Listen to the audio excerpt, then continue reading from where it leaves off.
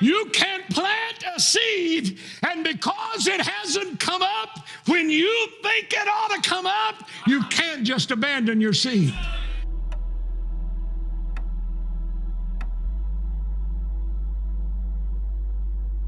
I want you to know the enemy is strategic.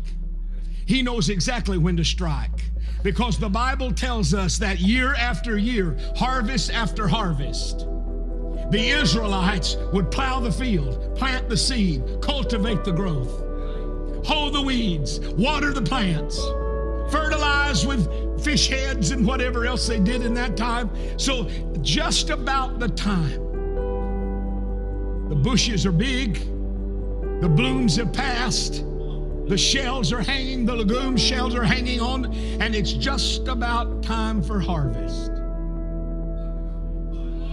Why don't they come when the ground needs to be tended? Because the enemy is lazy. His children want something for free. They don't know what good sweat can accomplish. The enemy will come in and try to steal your harvest without putting any effort into what's going on. He'll wait until it's just about ready to burst forth. And the Bible tells us that year after year, when the lentils were ready, the Philistines would come up over the hill screaming like a bunch of wild Indians, scare the Israelites. And they'd run off in the bushes and rocks and hide. And the Philistines would come in with their baskets and pick the lentils. If you're a believer, you need to understand there's a turf war going on.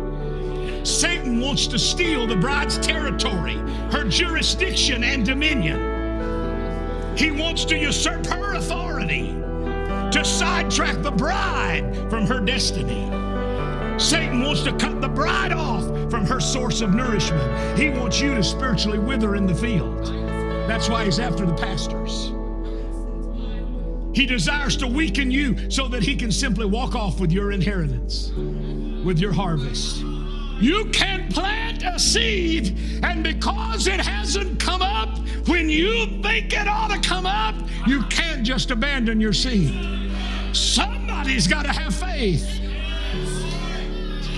Somebody has to say, I planted it in faith, and I'm going to guard it in faith. And one day I'm going to reap it.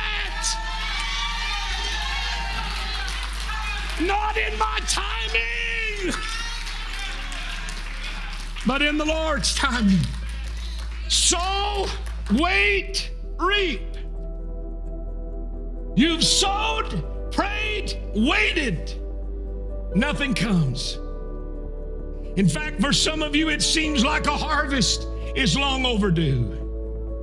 Sometimes we get tired of waiting, but I am here to tell you today, whatever you do, do not abandon your seed.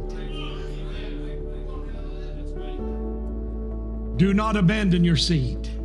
You can speed up a harvest. It depends on what you do while you're waiting on your harvest. If you're belly aching, if you're grumbling and complaining, if you're reciting all the things you don't understand, forgetting all the things you do understand. Am I with me? Everybody has doubt. Everybody has to deal with that from time to time. But don't you get caught up in that vicious cycle. Whatever you do, be careful about your thoughts. Watch the words that come out of your mouth. You've got a lot at stake. You've planted many fields with seed. You have prayed and planted seed for your family. You've prayed and planted seed for your coworkers. You've prayed and planted seed for your children. Don't leave the field now. I don't even mean a geographical location. I mean a state of faith. A field where you have put something in the ground, believing that God is going to give you the abundance of what you planted, the multiplication of the seed.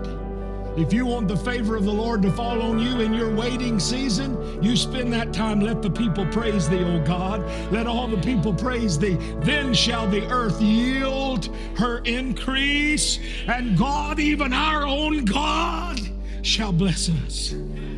How many of you are ready to plant your seed and guard them? Water them with praise.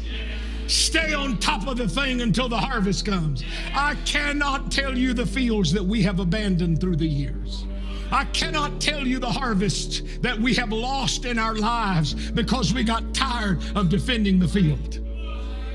We're coming down to an hour now where we can't afford to lose another field of harvest.